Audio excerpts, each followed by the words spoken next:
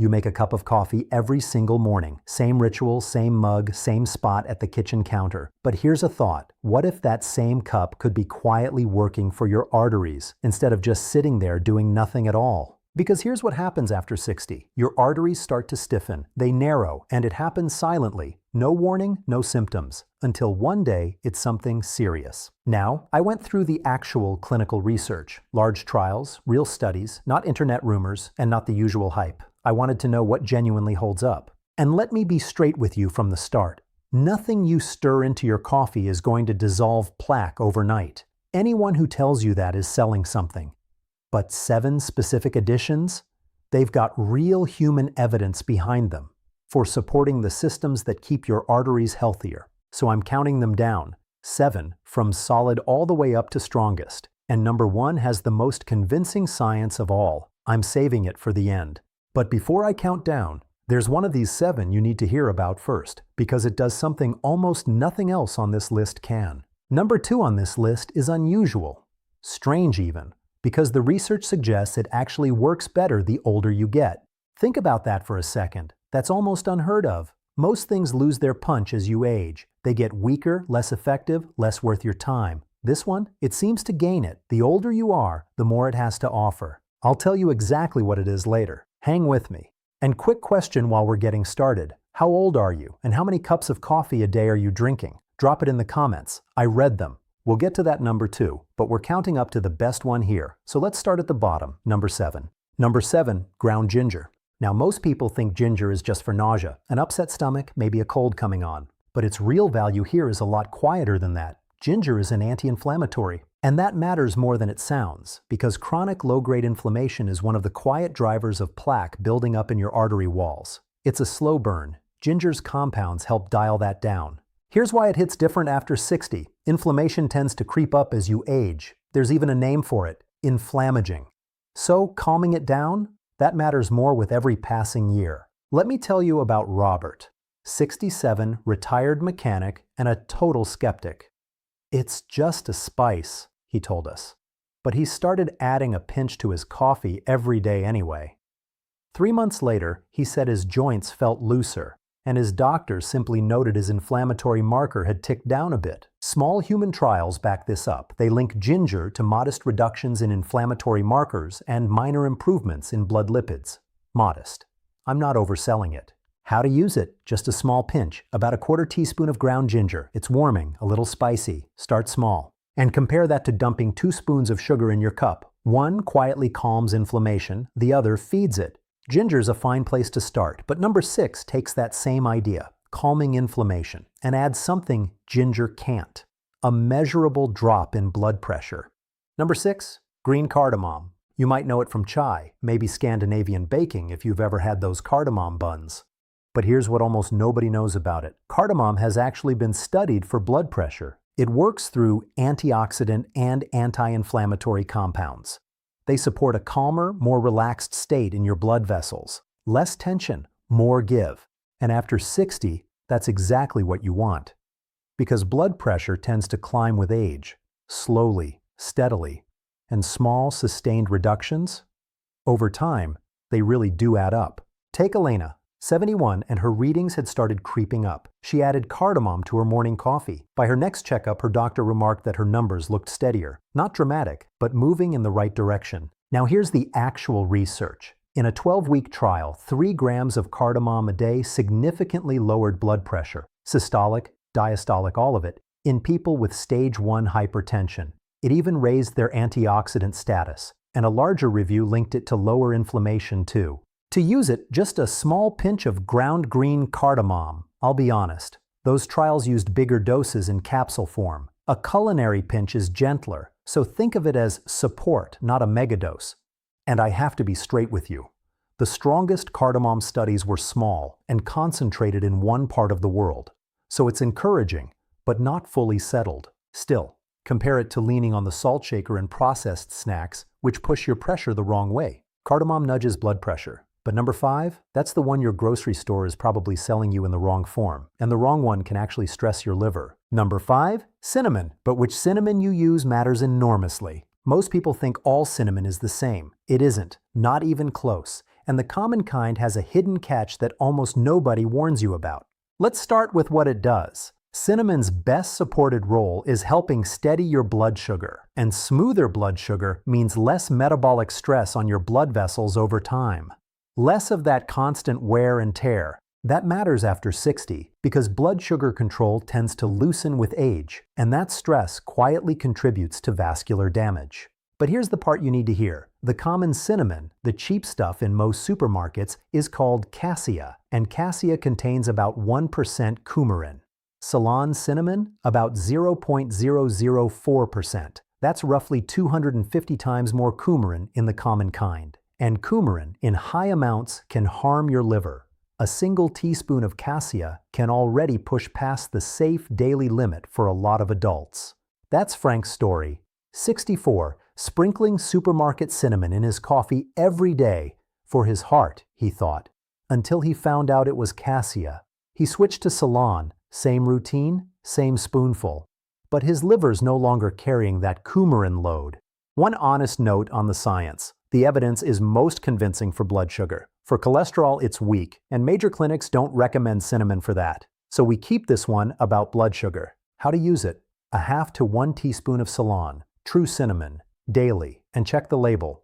If it doesn't say Ceylon, it's almost certainly cassia. And a flavored, sugar-loaded creamer? That spikes the very blood sugar you're trying to steady. Ceylon cinnamon supports your blood sugar, but number 4 goes straight to the artery lining itself. And there's a clinical trial in older adults to back it up. Number 4, turmeric with a pinch of black pepper. And that pepper isn't optional. I'll explain why in a second. Now turmeric gets sold as a cure-all for everything under the sun, which honestly makes it easy to roll your eyes and dismiss. But on one specific thing, the artery lining, the research is real. Here's the mechanism. Curcumin, that's turmeric's active compound, supports the endothelium. That's the thin inner lining of your arteries. It does it partly by boosting nitric oxide, which helps your vessels relax and open up. Better flow. And after 60, this matters. Because both your endothelial function and your nitric oxide naturally decline with age. Your arteries stiffen. Maria felt it. 69, added turmeric and a crack of pepper to her coffee. She noticed warmer hands that winter, and her doctor said her circulation markers looked healthier. The research is genuinely good here. In a 12-week trial, curcumin improved blood flow response by about 37% in healthy middle-aged and older adults. Not seen with the placebo. It came through more nitric oxide and less oxidative stress. But here's the catch, and this is why I built trust with you up front. Curcumin is poorly absorbed on its own. Most of it just passes right through. That's why studies use enhanced forms, and it's why black pepper matters. The piperine in pepper sharply improves how much you actually absorb. That's the whole reason for the pinch. So 1/4 to 1/2 teaspoon of turmeric plus that pinch of black pepper. A little fat helps too. A splash of milk does the job. Skip the pepper and just expect results? Most of it never even gets absorbed. That's the spices handled. Now we cross into the 3 with the strongest evidence of all. And number 3 was tested in over 20,000 older adults. Real quick before I reveal it. If this is helping you sort the real science from the hype, a quick like genuinely helps. It gets this in front of other people over 60 who need to hear it too.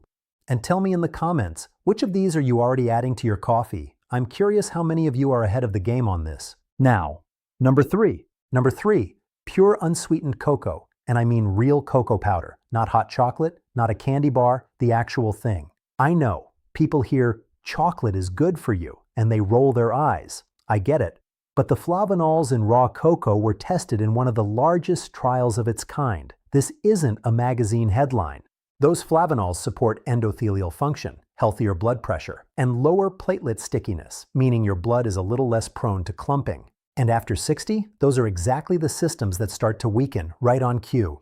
George saw it. 72, and he swapped his afternoon sugary treat for a spoon of cocoa in his coffee. His cardiologist was pleased. His blood pressure log was trending down. Now let me tell you this one honestly because it matters. In the large Cosmos trial of older adults, cocoa extract did not significantly cut total cardiovascular events overall. That was the main thing they measured, and it didn't quite hit. But cardiovascular deaths were 27% lower, and among the people who took it consistently, total cardiovascular events came out lower too. So it's not a slam dunk, but it's a real, large-scale signal. I'd rather tell you the truth than oversell it. To use it, 1 to 2 teaspoons of unsweetened cocoa or cacao powder. It's bitter, so ease into it. And a sugary mocha? That just buries those flavonols under a pile of sugar that works against you. Now, remember the one I said works better the older you get? That's number 2. And it comes down to a molecule your body makes less of every single year. Number 2, beetroot powder. This is the one I teased way back at the start. I know what you're thinking. Beets seem a little old-fashioned, something on your grandmother's table. But here's the thing, they're one of the richest sources of dietary nitrate you can find, and nitrate is how your body makes nitric oxide. Let me walk you through that because it's the whole story. Nitrate becomes nitric oxide. Nitric oxide tells your blood vessels to relax and widen, and wider vessels mean easier blood flow and lower pressure. Even the bacteria in your mouth play a part. They help kick off that conversion. And here's the payoff. Here's why I said this one works better with age. Your body makes less of its own nitric oxide as you get older, less every year. So an outside source matters more, which is exactly why the effect can be stronger in older adults. Susan found that out. 68, stirred a teaspoon of beetroot powder into her coffee each morning. 2 weeks in, her home blood pressure readings had eased. Her doctor was honestly impressed it came from a vegetable. And the research lines up. When older adults took concentrated beetroot daily for 2 weeks, their blood pressure fell, an effect that wasn't seen in younger people. Nitrate-rich beetroot reliably raises nitrite in the blood and brings systolic pressure down. To use it, about a teaspoon of beetroot powder. It's earthy, and it'll turn your coffee a little reddish, but it mixes fine. Compare that to heavy smoking and a salt-loaded diet, which do the exact opposite to your nitric oxide and your pressure. Beetroot is powerful, but number 1 has something none of the others can claim. In studies, it lowered blood pressure and cholesterol, one of the few cases where the effect rivaled what people expect from medication, and it might already be sitting in your pantry. Number 1, ground flaxseed, the single addition with the most convincing human evidence on this entire list. And here's why this is the one that changes the whole conversation. Most of the others move one marker, one thing. Flaxseed moves 2 of the biggest there are. Blood pressure and cholesterol. Both. So what's in it? Flaxseed gives you omega-3 ALA, lignans, and soluble fiber. And the numbers are real. In people with high blood pressure, flaxseed lowered systolic pressure by roughly 8 to 9 points, and diastolic by about 5.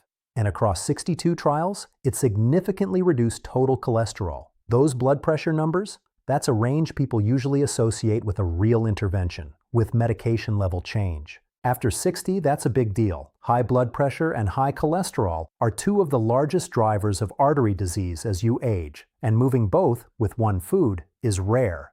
Genuinely rare. Tom knows. 70, ground flaxseed into his coffee every single morning. By his next round of labs, both his blood pressure and his cholesterol had improved. His doctor actually asked him what he'd changed. But this part is critical, so listen closely. It must be ground. Whole flaxseed passes right through you undigested. You get almost nothing, 1 to 2 tablespoons of ground flax daily. It's mild, a little nutty, and it'll thicken your coffee slightly. And store it cold. Ground flax goes off fast. And here's the real secret I promised you at the very start. You've just picked your one addition off this list, and that choice matters. But here's what turns it from a nice idea into something that actually works for your arteries. 2 things. First, consistency. Every single morning, not just when you remember. Day after day, given enough time, that's when your body responds. And second, you stop pouring sugar and cream on top because that quietly works against everything you just added. Do both, and that 1 spoonful becomes a real habit. And the habit is what protects you. Before you run off to the kitchen, 2 quick but important things. First, quick but important. This is general information, not medical advice. Everyone's situation is a little different, so if you're taking any medication or you've got an ongoing health condition, it's always worth a quick chat with your doctor before making changes to your routine. They know your full picture. Now, let's run the whole list back one more time, 7 down to 1.